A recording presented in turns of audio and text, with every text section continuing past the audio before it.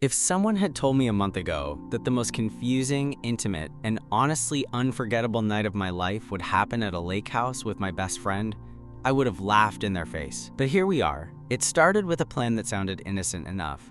4 guys, a 3-day weekend, and a cabin by the lake. You know, beers, grilling, bad jokes, maybe some kayaking if we were feeling ambitious. Nothing serious, nothing weird, except it didn't stay that way. We were all college friends. Me, Josh, Taylor, and Mason, and we'd known each other since sophomore year. But Josh and I, we were different. We were close. Like, finish each other's sentences, accidentally fall asleep on the same couch during movie nights, kind of close. He'd been my person for years, and I never really thought anything of it. Until the lake house. Josh's parents owned the place. A quiet 2-story cabin tucked away in Vermont. No neighbors, just trees and water. The perfect getaway. He'd been inviting us for years, but this summer we finally made it happen. The first night was nothing crazy. Drinks on the dock, some music, a lot of trash talking. Taylor passed out early, and Mason was too high to function, so by 1 a.m., it was just me and Josh, legs dangling off the edge of the dock, passing a half-warm bottle of bourbon between us. "Dude," he said, staring out at the lake, "you ever think about how weird it is? Like, how we ended up friends?" I laughed, tossing a rock into the water. "Weird how?" "I don't know. You're all, like, artsy and introverted. And I'm," he motioned to himself, "loud, gym rat, frat energy. Yeah, opposites attract or some shit." He snorted. "Yeah, you're the only dude who doesn't piss me off after 24 hours. I glanced at him. His face was soft in the moonlight, relaxed in a way I didn't see often. His cheeks were flushed, not just from the bourbon, and there was a quiet tension in the air, like we were both aware something was shifting, but neither of us wanted to name it. "You good?" I asked. He turned toward me slowly. "Can I tell you something? Like, really tell you?" My stomach flipped. "Of course." He hesitated, then shook his head, standing up. "Nah. Never mind, forget it." "Josh," I said, following him up the dock, "you can tell me anything." He paused at the cabin door, his hand resting on the frame. For a second, I thought he might say something serious, but instead he turned with a grin. "Let's just get another drink." Inside, the others were dead to the world. We took the bottle upstairs to the loft, where we were both sleeping. 2 beds, maybe 6 feet apart. We didn't even bother turning on the lights. Just climbed into our beds with the bottle between us, talking in half whispers and slurred giggles until the bottle was nearly empty. That's when it happened. I rolled onto my back, staring at the dark ceiling, my thoughts a little too fuzzy. Then I heard movement, soft creaking of the floor. I turned my head just in time to see Josh get up from his bed, and then he was beside me.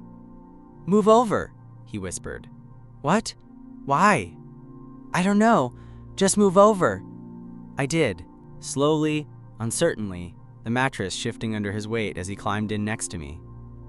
We'd shared beds before, crashed on the same couch after parties.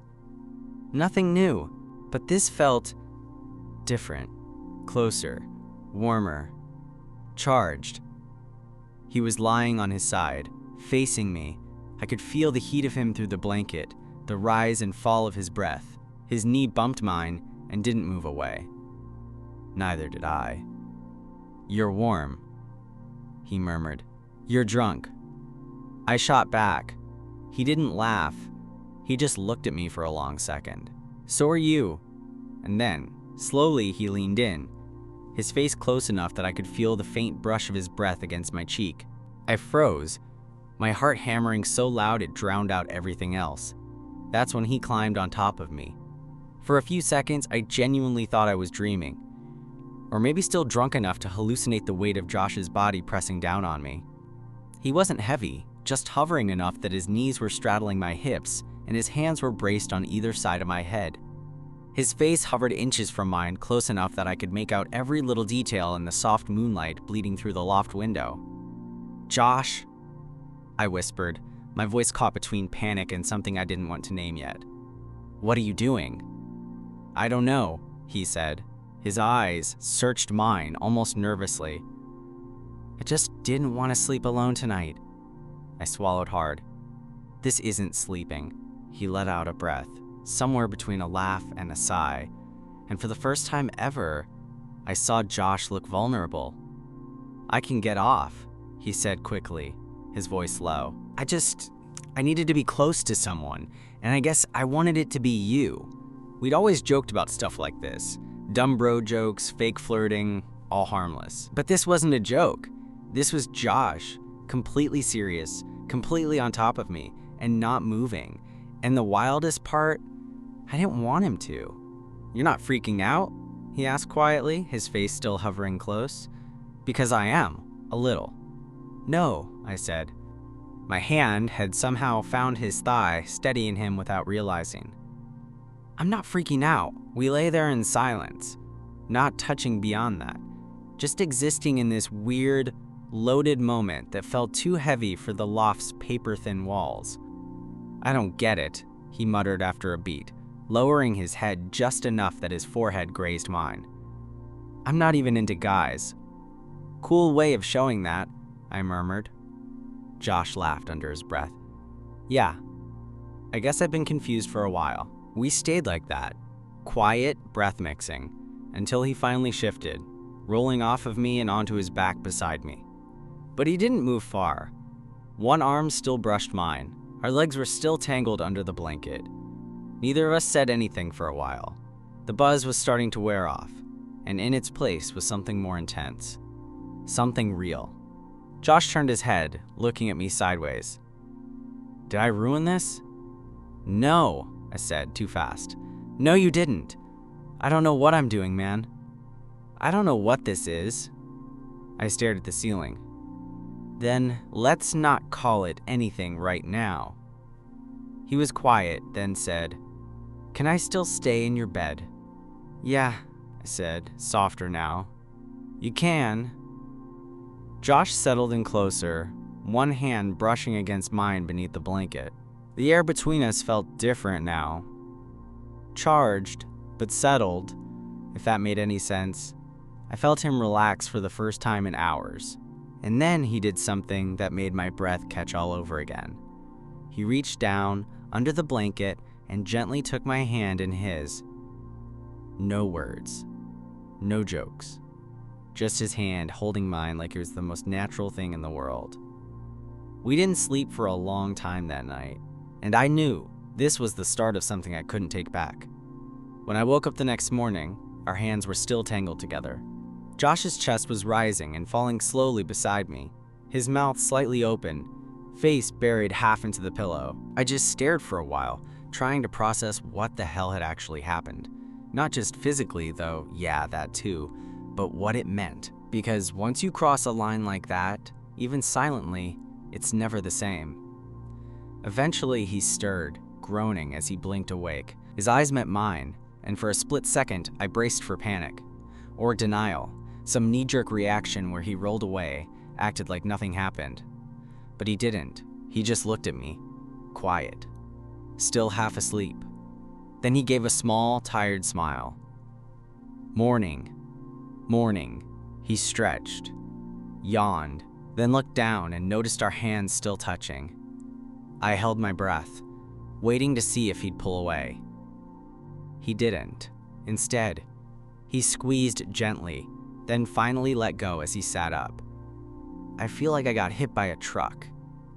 "You drank half a bottle of bourbon, dude." "Yeah," he muttered, rubbing his eyes. "Worth it, though."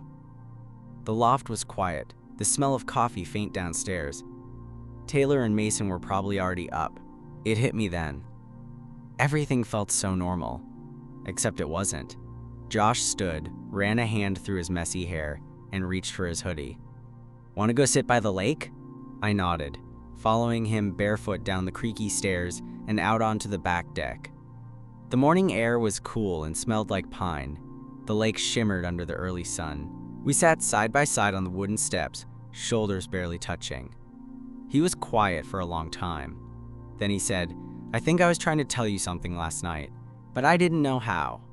"You kinda did." Josh gave a small laugh. Yeah, maybe. I've been feeling weird lately, like confused. But the one thing that makes sense is being around you. My chest tightened, but not in a bad way. I've always had your back, he went on. You know that, and maybe I thought that's all it was. But lately it's been feeling like more. And I didn't want to say anything, because what if I was wrong? You weren't, I said quietly. Josh looked at me, eyes searching mine again, like he was trying to read a book in a language he barely understood. I've never been with a guy before, he admitted. That makes two of us. I don't know what this is supposed to look like. Same here. We sat with that for a while, the breeze gentle on our skin, the lake rippling quietly. He reached over, like it was nothing, and rested his hand on my knee. I'm not saying I want anything crazy, he said. I'm not ready to shout anything from the rooftops. But last night, that felt real, and I haven't stopped thinking about it since I woke up. I turned to him. So, what now? Josh leaned back, eyes squinting against the sun. Now we finish this weekend. Drink more beer. Maybe go kayaking. And later tonight, he turned, looking at me with a slow, almost shy smile. I crash in your bed again?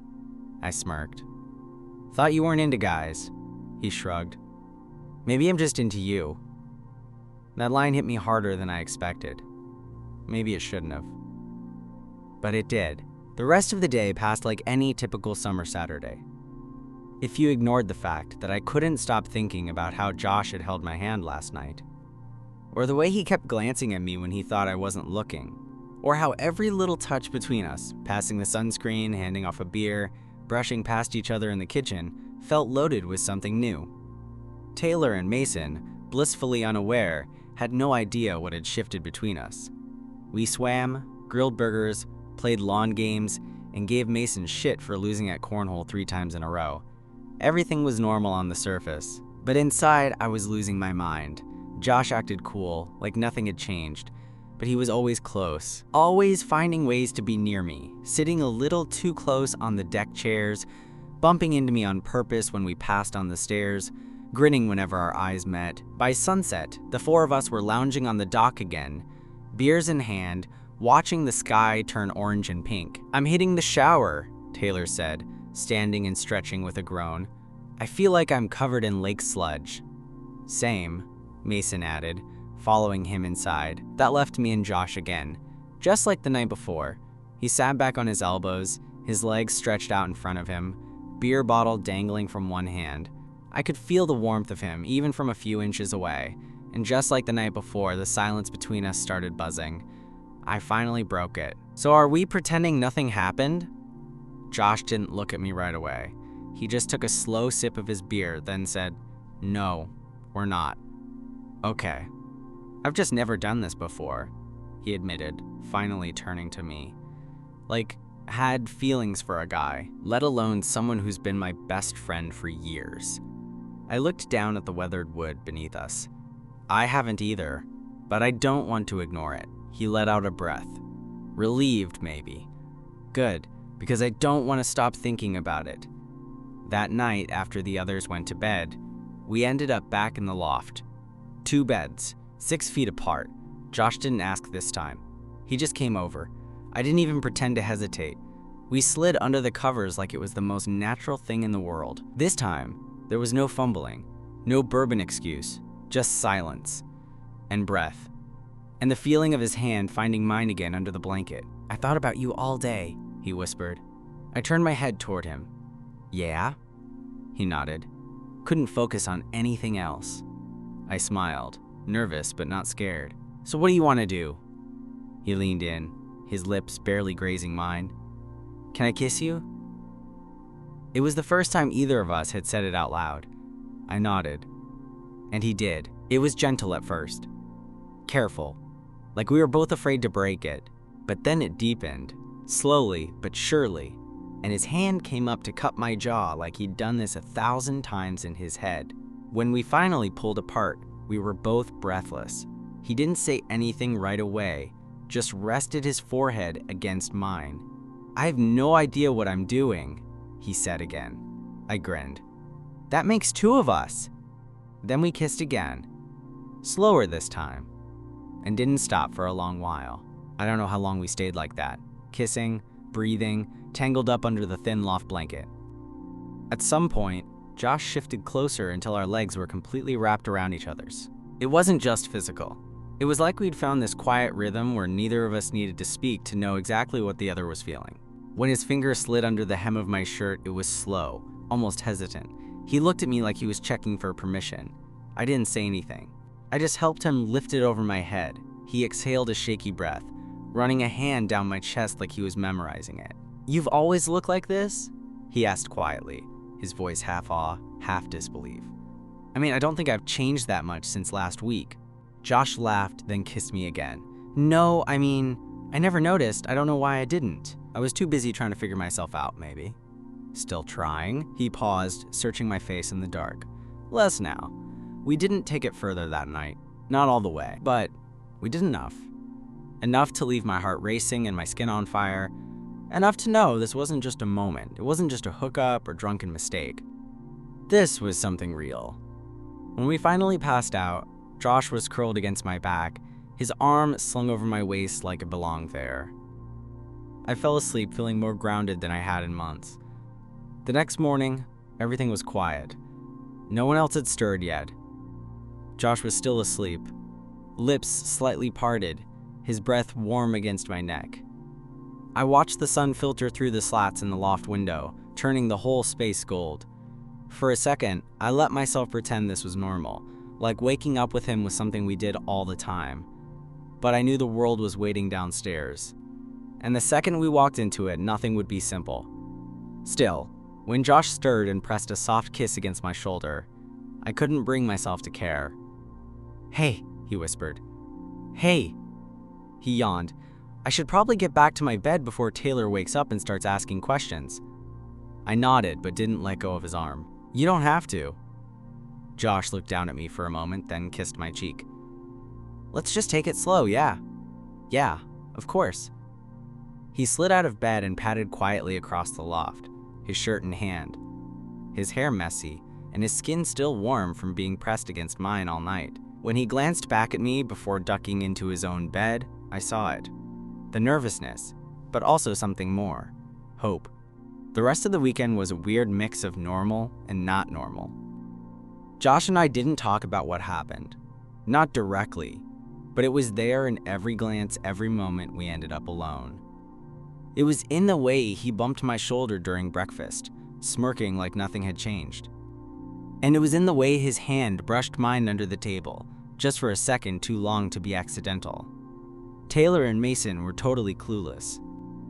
They were too busy debating if they could convince Josh's dad to let them borrow the boat next time. But I kept catching Josh watching me from across the room, like he was still trying to figure out if what happened was real, or if he'd imagined it all in that hazy, bourbon-drenched fog. That night, our last night at the lake, we stayed up later than usual. Everyone had a couple drinks, but not like before. The vibe was calmer, sleepier. Mason passed out first, then Taylor. That left just me and Josh again, because of course it did.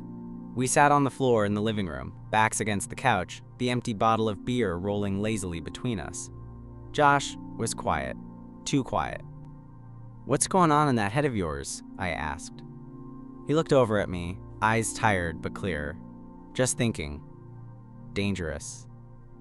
He chuckled, then ran a hand through his hair. "About you. About me. About what this means." I stayed quiet. Let him get it out. "I've never done anything like this," he said finally. "Never even considered it. But with you. I don't know. It doesn't feel weird. It just feels easy." I shifted, facing him. "It doesn't have to mean anything big right now. You don't need to label it." Josh looked up. "Yeah, but don't you want to?" I blinked. "What do you mean?" "I mean, aren't you scared I'm gonna freak out or back off?" I hesitated. "A little." "Yeah." He nodded, like he expected that answer. Then, without warning, he leaned over and kissed me. Softer than the night before, but more certain. "You didn't pressure me," he said quietly. "You didn't expect anything. That's why I'm not freaking out. That's why this feels okay. I didn't realize I'd been holding my breath until I let it out.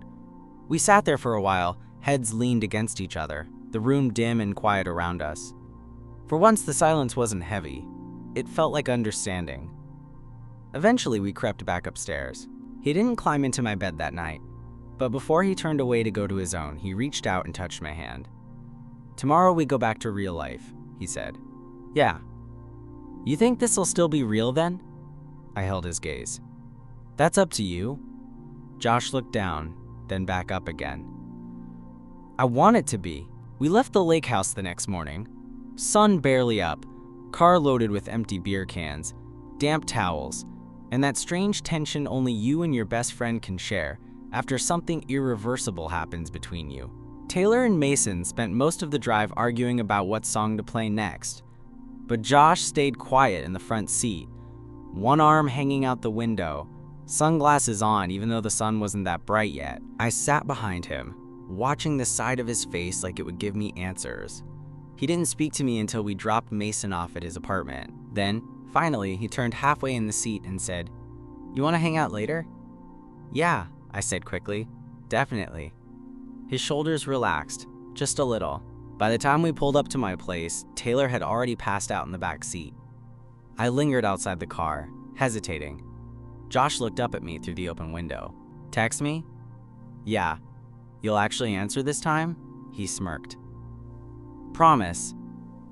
I did text him. He replied within a minute. We hung out again 2 nights later. Just us, just like always. Except, not like always. Because now there was this invisible thread pulling us towards something we didn't know how to define. He didn't make a move that night, neither did I. But the next time he came over, he didn't leave. We watched some dumb movie, half paying attention, our knees touching under the blanket. Then, sometime after midnight, he looked over at me and said, "You gonna kiss me, or what?" I laughed, startled. "Thought you were taking it slow." "Maybe I don't want to anymore." So I kissed him, and it felt like something locking into place. That night, we didn't talk much. We just lay there in the dark, arms around each other, the city humming outside the window. His breath steady against my neck, his hand finding mine again under the blanket. Weeks passed like that. Quiet moments, slow nights, more kisses. Still no label, still figuring it out. But every time Josh reached for me, on the couch, in my bed, even once behind my apartment building when we were both laughing too hard to care, I reached back. Not because it was simple, but because it was ours.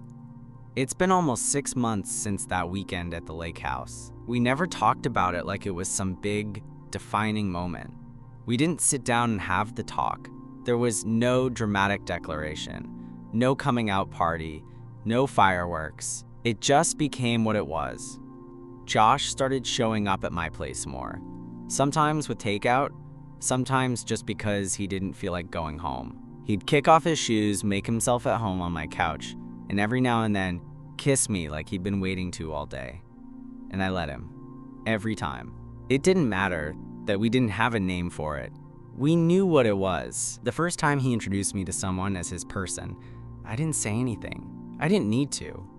He reached for my hand under the table and I squeezed back. And that was enough. There were moments when I caught him looking at me like he still didn't quite believe this was real. Like some part of him was still surprised by where we ended up. But then he'd do something. Something small, something stupidly Josh, like pulling me close on a crowded sidewalk or resting his chin on my shoulder when I was at the sink, and I'd know. He was all in. We never went back to the lake house, though we talked about it once or twice. I think we both knew it wasn't really about the place. It was about what started there, about the night we crossed a line and didn't try to erase it. One night we were curled up on my bed, half watching a movie, his arms slung lazily across my stomach. "Hey," he said, voice low. "You remember that night?" I didn't have to ask which one. "Yeah. You think you would have kissed me if I didn't climb on top of you?" I laughed. "I think I was already halfway there." He smiled into my shoulder. "Yeah, me too." And that was that. No fanfare. No big emotional climax. Just 2 guys in a small apartment, wrapped up in each other, still figuring it out one day at a time, but happy and real. And maybe that's the part one didn't expect. Not that he climbed into my bed, but that he never left.